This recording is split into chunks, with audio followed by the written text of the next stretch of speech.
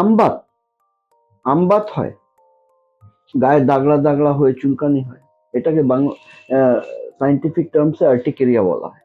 কেন হয় এই সমস্ত, এবং কারণ এবং নিবারণ, কিভাবে কি করণীয়, এই সমস্ত নিয়ে আজকে আমাদের আলোচনা। আপনারা যারা নতুন দর্শক এসছেন ওনাদের স্বাগত জানাই। আমি doctor Naren Pandey, allergy asthma centre কলকাতার পক্ষ থেকে, এবং অনুরোধ করি চ্যানেলটা লাইক, সাবস্ক্রাইব, কমেন্ট, শেয়ার করে যাবেন। পূর্ণ দর্শক যারা লাইক, সাবস্ক্রাইব, কমেন্ট, শেয়ার করছেন ওনাদের আমি অশেষ ধন্যবাদ জানাই, এবং এখনো যদি চ্যানেল না সাবস্ক্রাইব করে থাকেন তাহলে দয়া করে সাবস্ক্রাইব করে যাবেন। আমরা কলকাতায় শিয়ালদা স্টেশনের পাশে 5 মিনিটের হাঁটা পথ, মৌলালী মাজারের গা দিয়ে বাঁ দিকে প্রবেশ করে একটা বাড়ি ছেড়ে দ্বিতীয় বাড়িতে অবস্থিত, অর্থাৎ মৌলালী মাজার এবং ইন্টারলি সিনেমা হলের মাঝখানের বাড়িতে অবস্থিত। আমরা সোমবার থেকে শনিবার কাজ করি, এবং আমাদের এখানে পরিষেবা নেওয়ার জন্য আগাম 500 টাকা নন রিফান্ডেবল জমা দিয়ে অগ্রিম অ্যাপয়েন্টমেন্ট নিতে হয়, যেটার জন্য আপনারা যোগাযোগ করে নিতে পারেন নিচে দেওয়া নাম্বার 7278034776 যে আলোচনা আমরা করতে চলেছিলাম, আমবাত, গায়ে দাগড়া দাগড়া হয়ে চুলকানি হওয়া, এবং এই চুলকানি হয়ে অসহ্য, কোথায় কি চুলকানি হবে সেটা জানা নেই, সমাজে ওঠা বসা মুশকিল হয়ে যায়, কোথাও যাওয়া আসা মুশকিল হয়ে যায়, কখন কোথায় চুলকানির বেগ উঠে যাবে সেটা জানা নেই। এই আর্টিকেরিয়া কেন হয়? আর্টিকেরিয়া হওয়ার মূল কারণ হলো এটা একটা অ্যালার্জিক রিয়াকশন, অ্যালার্জিক ম্যানিফেস্টেশনের মধ্যে পড়ে। এই অ্যালার্জিক ম্যানিফেস্টেশনের মধ্যে যে জিনিস পড়ে, অ্যালার্জিক ম্যানিফেস্টেশন মানে কি? অ্যালার্জিক ম্যানিফেস্টেশন মানে হলো আমাদের শরীরে এমন কিছু জিনিস প্রবেশ করছে যেটা আমার শরীর সহ্য করে নিতে পারছে না, এবং সহ্য না করার জন্য সে একটা প্রতিক্রিয়া দেয়, যেটাকে হাইপার সেন্সিটিভিটি বলে। এই হাইপার সেন্সিটিভিটি থেকেই এই চুলকানি, দাগড়া হওয়া, শরীর ফুলে যাওয়া, ঠোঁট ফুলে যাওয়া, অ্যাঞ্জিওএডিমা, এই সমস্ত জিনিসগুলো হতে থাকে। বেশিরভাগ লোকেদের দেখা গেছে এটা আর্লি মর্নিং আর লেট ইভিনিং এ এই ঘটনাটা ঘটে, এবং যখনই এরকম আর্টিকেরিয়া হয় বা এই আমবাত হয়, তখনই আমরা বিভিন্ন ধরনের খাদ্য পদার্থ নিজেদের ডায়েট চার্ট থেকে বাতিল করতে চালু করি, এবং যত মত তত পথ বাংলা কথা আছেই। তো সেই যত মত তত পথের মধ্যে যার সাথেই আলোচনা হবে তারাই একটা নতুন ফর্দ দিয়ে দেবে যে এই জিনিস বন্ধ করে দিন, কিন্তু বন্ধ করেও কোনো সুরাহা হয় না, বন্ধ করলেও যা, না করলেও তাই। শেষে রিলিভার, রেস্কিউয়ার হচ্ছে অ্যান্টি অ্যালার্জিক বা অ্যালার্জির বড়ি বা অ্যান্টিহিস্টামিন যাই বলে নিন। এগুলো খেলে যতক্ষণ তার এফেক্ট থাকে ততক্ষণ আমি ভালো থাকি, কিন্তু তার এফেক্ট উইথড্র হলে মানে আবার যেই কে সেই হয়ে যায়।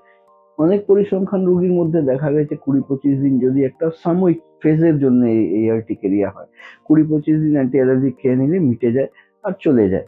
কিন্তু কিছু লোকের জন্য পারসিস্টেন্ট থেকেই থাকে আর ছাড়তে চায় না। এটার থেকে নিজাত পেতে গেলে, কারণ খাদ্য পদার্থ থেকে তালিকা বাতিল করে কোনো সুরাহা হয় না। বেসিক্যালি খুব সিভিয়ার অ্যালার্জিক ফুড যদি না হয়, তাহলে এমনি নর্মাল অ্যালার্জিক ফুড বাতিল করে বাদ দিয়ে আমাদের জীবন যাপন কিন্তু স্বাভাবিক হয় না, কারণ সোর্সের মধ্যে ভূত আছে। বিভিন্ন অ্যালার্জেন্স আমাদের শরীরে আমাদের নিঃশ্বাস প্রশ্বাসের মারফতে প্রবেশ করে, এবং লাং ওগুলোকে রিসিভ করে একটা অ্যালার্জিক ক্যাসকেড তৈরি করে অ্যালার্জিক হাইপার সেন্সিটিভ রিয়াকশন তৈরি করে। এখান থেকে বাঁচার কোনো উপায় নেই। আমরা নিঃশ্বাস নেওয়া কি বন্ধ করে দেবো? নিঃশ্বাস নিলে তো অ্যালার্জি, নিঃশ্বাসের সাথেই অ্যালার্জিটা প্রবেশ করছে শরীরে। উপায় কি? উপায় হলো অ্যালার্জিকে চিহ্নিত করা, কোন জিনিস থেকে কত পরিমাণে অ্যালার্জি হচ্ছে সেটা বার করা। সেটা বার করতে গিয়ে আমাদের প্রয়োজন আছে মডিফাইড স্কিন প্রিক টেস্ট করা। মডিফাইড স্কিন প্রিক টেস্ট করলে আমরা চিহ্নিত করতে পারবো কোন জিনিসে কত পরিমাণে অ্যালার্জি হচ্ছে। এই মডিফাইড স্কিন প্রিক টেস্ট চামড়ার উপরে করা হয়। আমাদের এখানে 144 ধরনের অ্যালার্জেন দিয়ে মডিফাইড স্কিন প্রিক টেস্ট করা হয়, যার চার্জেস 2500 টাকা আছে, আর কনসালটেশন ফি 1000 টাকা আছে। যখনই আমরা চিহ্নিত করতে পারবো, প্রথমে মানুষের ভয় হয় যে অ্যালার্জি টেস্ট মানে অ্যালার্জি ডাক্তারের কাছে যাওয়া, অ্যালার্জি ডাক্তার মানে ও তো সব বাতিল করে দেবে, বন্ধ করে দেবে আমার খাওয়া দাওয়া, এরকম সিনারিও কিন্তু আমাদের এখানে অ্যাটলিস্ট এরকম একদমই নয়। আমরা কোনো খাওয়া বাতিল করি না, এর আমরা ফোকাস করি এয়ারবোর্ন ফ্যাক্টরস এর উপরে, যেটা নিঃশ্বাসের সাথে প্রচুর পরিমাণে আমাদের শরীরে প্রবেশ করে ক্ষতিটা করছে। তাদেরকে আমরা বন্ধ করার চেষ্টা করি। সেই বন্ধ করার উপায়টা কি? সেই বন্ধ করার উপায় হলো এই মডিফাইড স্কিন প্রিক টেস্ট করে চিহ্নিত করে তার বেসিসে, তার ভিত্তিতে সেই স্পেসিফিক পেশেন্টের জন্য specific immunotherapy, sublingual immunotherapy, slit vaccine তৈরি করানো। এই স্লিট ভ্যাকসিন মানে হলো জিভের তলায় ড্রপ খাওয়ার মতন ওরাল লিকুইড ভ্যাকসিন তৈরি করা। আর সেই ভ্যাকসিন নিলে বডিতে গ্র্যাজুয়ালি যে জিনিস থেকে অ্যালার্জি হচ্ছে তার বিরুদ্ধে রোগ প্রতিরোধ ক্ষমতা তৈরি হয়ে যাওয়া। রোগ প্রতিরোধ ক্ষমতা যখনই তৈরি হয়ে যাবে, 2-3 মাস সময় লাগে তাতে তার এফিকেসি আসতে। সেই রোগ প্রতিরোধ ক্ষমতা যখনই তৈরি হয়ে যাবে, তখনই এই জিনিস থেকে আমরা বিদায় পেতে পারবো, নিজাত পেতে পারবো। এই মডিফাইড স্কিন প্রিক টেস্ট যেটা আছে, সেই modified skin prick test World Health Organization বা ওয়ার্ল্ড অ্যালার্জি অর্গানাইজেশন দ্বারা অনুমোদিত গোল্ড স্ট্যান্ডার্ড অফ টেস্টিং। মনে রাখবেন, অ্যালার্জি পরীক্ষা মানে স্কিন প্রিক টেস্টে হতে হবে, সেটাকেই মান্য বোঝা হয় এবং তার বেসিসেই আমরা ট্রিটমেন্টের ক্ষেত্রে এগোতে পারি। এই সাবলিঙ্গুয়াল ইমিউনোথেরাপি ভ্যাকসিনটা 1 বছরের কোর্সের আমাদের এখানে 8,000 টাকা চার্জেস আছে।